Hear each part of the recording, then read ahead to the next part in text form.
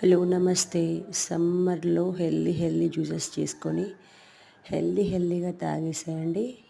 మీకోసం సింపుల్గా కర్బూజా జ్యూస్ ఇంట్లోనే చక్కగా ప్రిపేర్ చేసుకోవచ్చు.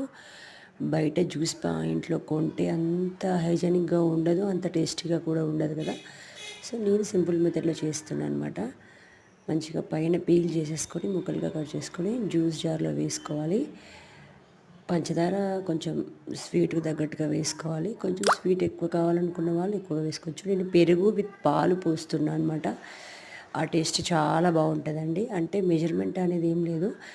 ఒక కర్బూజా కాయకి చిన్న కప్పు పెరుగు పోసా. పైన మీగడ అట్టున్న పాలు కూడా పోస్తే చాలా టేస్టీగా ఉంటది. ఇట్లా మంచిగా జ్యూస్ చేసేసుకోవాలి. నేనైతే ఐస్ క్యూబ్స్ వేయట్లేదు.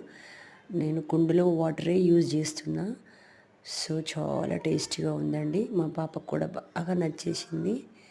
సో మీరు ఇట్లా సింపుల్గా జ్యూసెస్ చేసుకోండి. Thank you watching my channel everyone.